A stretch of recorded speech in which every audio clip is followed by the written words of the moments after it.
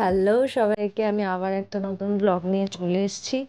একদম চলে এসেছি নলবনের কাছাকাছি, যেটা হচ্ছে 215 এর বাস স্ট্যান্ড থেকে একদম সোজা হাঁটতে হবে তোমাদেরকে। নলবন একটু বেশি হাঁটতে হবে, মিনিমাম হয়তো 15 মিনিট, 15 মিনিট না হলেও 10 মিনিট হাঁটা পথ।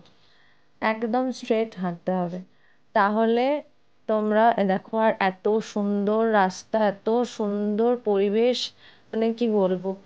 তো তোমরা হাঁটার পরে আমরা চলে এসেছি একদম নলবনে।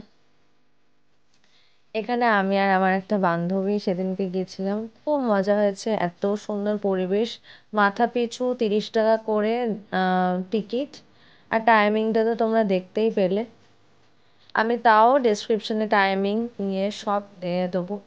আর এ দেখো, দোলনা আছে, স্লিপ আছে, যারা বড় ছোট কোনো নির্বিশেষে ব্যাপার নেই।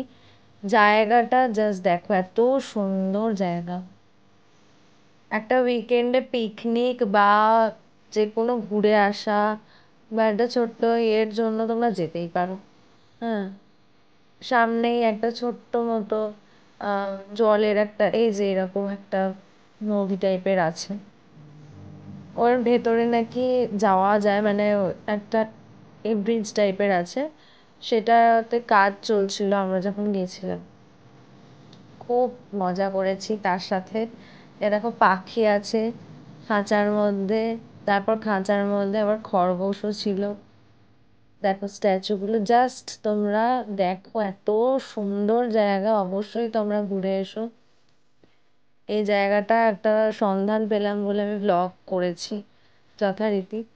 আর নতুন একটা জায়গার সন্ধান যাকে বলে, আহ কাছে পিঠের মধ্যে একদম 215 এতে চাপলে একদম লাস্ট পেজে নামতে হবে।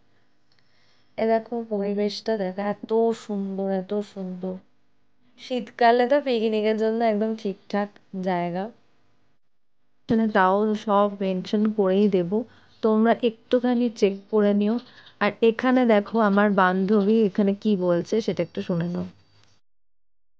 দিয়ে আপনারা বন্ধু বান্ধব অথবা প্রেমিক প্রেমিকা কিংবা ফ্যামিলি পিকনিকের জন্য এখানে চলে আসতে পারেন। আর ভিডিওর মাধ্যমে দেখে বুঝতেই পারবেন এটা একটি অসাধারণ স্পট, কলকাতার একদম কাছে, নিউ টাউন চত্বরে। চলে আসুন তাহলে। এরপরে আমরা এদের সাথে সবার সাথে সময় কাটিয়েছিলাম প্রকৃতির সাথে। এত সুন্দর জায়গা, তো ওখানে প্রকৃতিটাই মেন। তো সেখানে সময় কাটিয়ে গানের চ্যানেলে গানের ভিডিও এসছে, তোমরা অবশ্যই দেখো, ডেসক্রিপশনে লিংক দেওয়া আছে সব। আর এটা হচ্ছে ফেরার পথে, তখন আমাদের বাসটা একটু মানে কমই ছিল।